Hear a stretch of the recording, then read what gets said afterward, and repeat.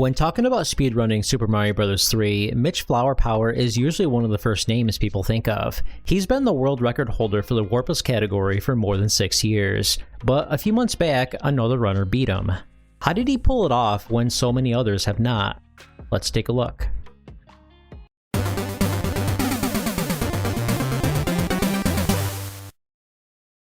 What's going on? It's Podrez coming at you with another video. Alright, so we're currently at 35k subscribers. If you've seen some of my videos and you like what I do, hit that subscribe button right there. And check out our Discord server, discord.podrez.net. Alright, we're going to try a different little topic today. Super Mario Bros. 3 speedrunning.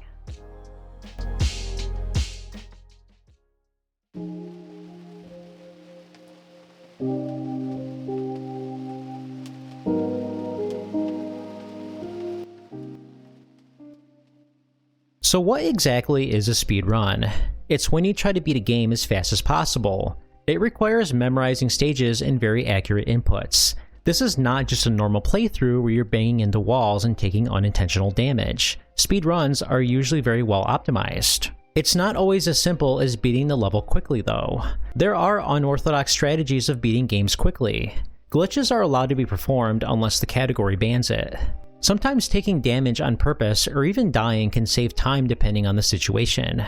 With a game like Super Mario Bros. 3, you would think it's a simple game to speedrun. I mean, it's just a basic platformer, right? But it's actually very complex. We're going to be talking about the warpless category specifically. This means you can't use the warp whistle, but you're still allowed to skip levels. The main difficulty with speedrunning Super Mario Bros. 3 is the RNG, or in other words, luck. There are aspects that you cannot control and you have to rely completely on chance. There's 2 examples. In World 2, you need one of the Hammer Brothers to move in a very specific location to skip 3 levels. The direction that they move depends on what frame you complete the levels. While technically not RNG, it's near impossible for the player to know exactly what frame they completed a level on. In World 8, there's 3 stages where the game might force you to play them. This is completely at random and there's no way to manipulate this. Games that rely on luck can be very frustrating to speedrun because you may lose time over something that's not your fault. You could be on world record pace, but if you get pulled into one of the World 8 stages, your run is over. But many players have achieved the impossible and managed to obtain good luck throughout the entire run. The player MitchFlowerPower managed to hold on to the world record for Super Mario Bros. 3, both any percent and warpless, for years. But there was another player a few months back who recently beat his warpless record. The runner Narfman 0 was able to beat the previous record by 3 seconds. How was he able to pull this off? Before I begin, I highly recommend checking out MitchFlowerPower. If you haven't already, definitely subscribe to his channel. He makes excellent content. I also recommend checking out a few other streamers that speedrun this game regularly. Without them, I would not have been able to make this video. In the first level, Narfman takes his time and jumps on the Koopas. In older runs, players would simply skip over the Koopas and reach the top platform. It might seem like he's wasting time, but he's actually preventing lag, which will be useful for a trick in World 2. In the Fortress level, he flies up to the top and grabs the warp whistle. This is a warpless run, so the item is completely useless, but it's faster than defeating the boss. You do gotta be careful though, because if you select the warp whistle on accident, the run is over. In 1-5, Narfman takes his time and destroys a couple enemies before proceeding. In older runs, players would just slide down normally. Once again, this is to prevent lag, which is useful for World 2. It's also better to lose Raccoon Mario on this stage because the physics are weird and it's generally slower than regular Mario. In general, you want to be Raccoon Mario as little as possible. When fighting the Koopalings, Narfman destroys the first one with fireballs rather than jumping. With bosses, it's generally better to have Fire Flower for this reason. Now we're on the World 2. This is where things get interesting. In 2019, MitchFlowerPower found a way to manipulate the Hammer Brothers movement. He created a tool-assisted speedrun which completes all the World 2 stages on the correct frame. For those who don't know, a tool-assisted speedrun, or TAS, is a speedrun that uses save states and slowdowns. With his TAS, he was able to find the frames he needed to manipulate the Hammer Brothers. If the trick is done correctly, both Hammer Brothers will appear side by side after you beat the Fortress level. Because of this fairly new trick, Narfman waits a few seconds at the end of 2-1 so he can complete it at the right frame. Same thing with 2-2, he waits near the finish before completing. In the Fortress level, he purposely bonks into the first wall before proceeding. I've seen a few other players do this, so I assume it's to reduce lag. In the second half of the level, Narfman has to wait for the platform to come back before proceeding. In older runs, players would purposely take damage to save time, but it's actually faster to keep firing Mario so you can complete the boss faster. Like the previous stages, Narfman must wait to get the right frame. If he did everything right, both Hammer Brothers will show up next to each other. And thankfully, they do. So why do you want the Hammer Brothers in this location? One of them has the hammer item, which lets you break blocks on the map. This lets you skip 3 stages, which saves a lot of time. Now that we got past this point, Narfman no longer has to worry about frames or lag, so he can just play the game normally. Just like in World 1, Narfman successfully kills the Koopaling with fireballs to save time. As a reward, the princess gives him a level skip item. These items should mainly be used in auto-scrollers as there's no way of completing them fast. So now we're on to World 3. In the fortress level, Narfman goes the intended route and enters the correct door to reach the boss. There is a glitch where you can enter an earlier door and wrong warp to the boss, but the trick requires a frame-perfect input, so it's very difficult to perform. Narfman opts not to do it. To save time, Narfman uses the level skip item to pass over 3-6 because it's an auto-scroller. It's also worth mentioning that World 3 does have a mechanic where the bridge opens and closes every other turn. Usually it's easy to get through them without any issues, but sometimes if you reach stage 6 on the wrong turn, you might not be able to pass through and therefore have to reset. Once again, the Koopaling is killed with fireballs and Narfman obtains a music box item. Now we're on the World 4, and there's not much to speak about here. Narfman's performance is well optimized for nearly the entire duration. At the end of 4-2, he slows down so he can obtain a mushroom card instead of a star. I should have mentioned this before, but you don't want to get 3 stars in a row because the cutscene is much slower. He doesn't face any Hammer Brothers in this world, which is surprising because one of them gives you a P-Wing. Maybe he doesn't need it. The airship level in this world is super annoying because of how slow it is. Unfortunately, the level skip items do not work on airships, so you have to wait this out. This Koopaling is hard to defeat with fireballs because he jumps a lot, but Narfman is able to pull it off and is rewarded with a P-Wing. Now on to World 5. In 5-1, normally the strategy is to use a P-Wing to fly over the pipe to the top of the level. Then you collect the secret item which completes the stage. But Narfman decides to keep Fire Mario and complete the level on foot. I assume this is because he skipped over the P-Wing in World 4. In 5-2, there's a tricky section where you must bounce off a music note. If you miss, you fall down to another section of the level, which takes longer to complete. Thankfully, Narfman makes the jump and goes the faster route. He uses a music box item which puts the Hammer Brothers to sleep. This is nice because you can skip the cutscenes where they move around, and plus you can pass them without fighting them. By doing this, he doesn't collect yet another P-Wing. I'm surprised, but intrigued on what he plans on doing without it. In the last fortress level, you can actually perform a wall clip that lets you skip the entire stage. It doesn't save that much time because the game takes a long time to eject you from the wall, but every second counts. However, it's so close to the lava that if you miss, you'll immediately die. Narfman chooses the safe route and completes the level the intended way. Because 5-9 is an auto-scroller, Narfman needs to use a level skip item to bypass it. The Koopaling for this world is very hard to beat with fireballs, but Narfman is able to pull it off and obtain a level skip item as a reward. Keep in mind, he has not taken any damage this entire run except in 1-5, which was on purpose. Now on to World 6. In the fortress level, Narfman takes damage to bypass the platform ride.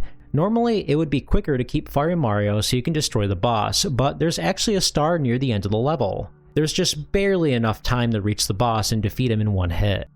In 6-5, the intended way to complete the level is to collect Raccoon Mario and then bring a Koopa shell to the top area so you can make an opening. But it takes a while to grab the Raccoon Mario upgrade if you don't already have it, and then get the correct P-Speed. Narfman opts to use the P-Wing in this level and is able to avoid having to carry a shell by despawning one of the enemies at the top. While he doesn't fight every Hammer Brother in this world, he does choose to fight the one that has the level skip item. Considering how important those are, this is no surprise. In the second fortress level, Narfman keeps Raccoon Mario for the first half of the level and then discards it when it's no longer needed. This is an example of how Fire Mario is not always the fastest route. In 6-9, the intended strategy, outside of going in the pipe, is to use a P-Wing to fly over the level. But since Narfman has not been collecting that many of them, he pulls off a wall jump instead. This is a very difficult trick to do, and it took me more than 20 times to get it. The fact that he got it on his first try is insane. In the final fortress level, you can perform a wall clip at the end which skips the second part of the level. But it's extremely difficult to perform, and it doesn't actually save that much time. Narfman plays it safe and doesn't try it. Because he's small Mario, he takes the opportunity to collect a mushroom on the airship stage. He absolutely needs to keep that mushroom to complete a trick in the next world. The Koopaling is not too hard, but awkward because his mechanics are much different than the others. He's able to defeat him and obtains a P-Wing, now on the World 7. The mushroom that he collected earlier will be important to perform a wall clip in 7-1. Normally, you have to enter a door and travel up this long room to complete the stage, but with a wall clip, you're skipping the entire stage. Keep in mind, small Mario cannot perform this trick, so if he lost that mushroom, the run would have been over. 7-2 is one of the hardest levels to speedrun. In the middle of the stage, there's a huge gap that you have to build a bridge between using secret blocks, but with enough speed, you can clear the gap without having to use the secret blocks. Narfman grabs the fire flower and takes damage on purpose so that he can gain P speed and therefore make it over the gap. 7-4 is an auto-scroller, so we already know what he's going to do at this point, use the level skip item. In the first fortress level, Narfman uses a P-Wing to reach the top pipe more quickly. Normally, you would have to collect Raccoon Mario somewhere in the stage and then fly up the pipe manually, but P-Wing is much quicker. In 7-6, he opts to use another P-Wing to skip the entire level. The intended route is a vertically scrolling segment where you have to jump on moving platforms with arrows. It's normally a super long level, but not anymore. Technically, a wall clip is possible here, but it's difficult to pull off because of how little room you have. I'm more surprised at how many P-Wings he has not used throughout this entire run. Here's where things get interesting. You can pick between two different stages. Most runners choose 7-8 and then collect Hammer Mario. From there, you're supposed to keep the hammer suit for the rest of the game and then get a fast Bowser kill at the end. But 7-7 is technically faster. If you perform a very difficult wall clip, you're able to skip the level in seconds. But this trick is so difficult, most players don't bother. Narfman makes a very surprising decision. He plays 7-8 but does not collect the hammer suit. I haven't actually timed it, so I don't know if the hammer suit is quicker than Fire Mario, but I'm curious why he didn't go for it. 7-9 is a maze level where you have to use trial and error to find the exit. Normally the fastest way is to perform a bunch of wall clips at the bottom. Narfman does perform 2 clips, but then opts to complete the rest of the level normally. This is the safer route, and it prevents you from wasting time if you miss the remaining wall clips. But technically, going for those wall clips is faster. He does a great job in the last fortress level and even makes a tight jump above the piranha plant. Without the hammer suit, there's certain enemies he cannot kill on this stage. Because he's Fire Mario though, he can still get a fast kill on the Koopaling. The hammer suit would have been ineffective against him. Now we're on to the final world. World 8 can be annoying to speedrun because of all the auto-scrollers. There's no way to skip them, so you just have to sit and wait. And now we get to the RNG segment. Narfman has been playing extremely well this entire run, but will he get good luck? Thankfully he does, and none of the hands take him in. But it's not over yet. This auto-scroller is the hardest level in World 8 in my opinion. The screen moves so quickly, the jumps are tight, and it's hard to avoid the enemies that throw the wrenches. Thankfully, he does make it through without any issues. At this point, nerves will set in. I mean, think about it, you're on the last world, you're on world record pace, and you just got lucky with the hand stages. One small mess up could cost you the whole run. A lot is riding on this. After that difficult auto-scroller, we're finally on to the regular stages. In 8-1, he does make a minor mistake which causes him to lose his P-speed, but he's able to recover quickly. 8-2 is a difficult stage because you have to keep Fire Mario the entire time. If you lose him, there's not much you can do about the piranha plants. Narfman is able to keep Fire Mario the entire time and complete the stage flawlessly.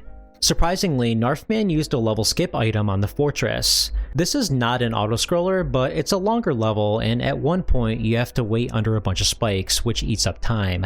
I can see why he chose to skip this level, but not every speedrunner does. After a pretty straightforward auto-scroller, the final one in the game, we're on to Bowser's Castle. Narfman chooses to go the safer route and ride the elevator up. You can perform a wall clip to avoid this section, but it doesn't save that much time and not worth it if you miss. He attempts to do the one-up trick, but misses his first jump. This is an awkward jump to make, so I don't blame him. The rest of the run up to Bowser is flawless. Having Fire Mario here is very important because the only other way to kill Bowser is to wait from the break blocks below, which is much slower. Narfman is able to destroy Bowser without any issues, and he's able to beat the game at a whopping 50 minutes and 7 seconds, which is 3 seconds faster than the previous record. Narfman's run is very well optimized. He didn't take any accidental damage throughout the entire run. There were only some minor mistakes that he made that weren't even that detrimental. There are some ways the run could be improved though. Narfman took the safer route most of the time. He didn't attempt the more difficult glitches, which would have saved time. I don't blame him though, because most of these are very difficult to perform.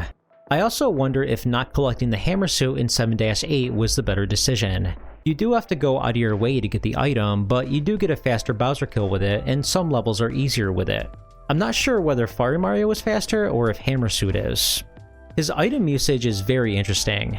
There's a bunch of P-Wings he missed throughout the run, but he always had an alternative solution. In 5-1, he just completed the level normally. In 6-9, he performs a wall jump. Skipping the items actually saves time because you don't have to fight the Hammer Brothers.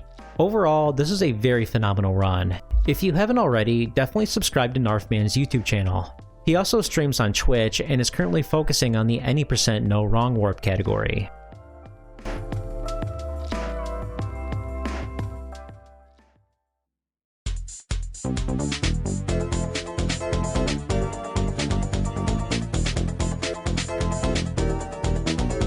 Hey, I just wanted to thank you so much for watching this video. If you made it this far, hit that like button. If you enjoy this type of content, hit the subscribe button for more content. Both of these things really help the channel grow. If you have anything to share, feel free to leave a comment. I read every single comment on this channel, and I'm pretty good at replying back. Anyway, have a good one.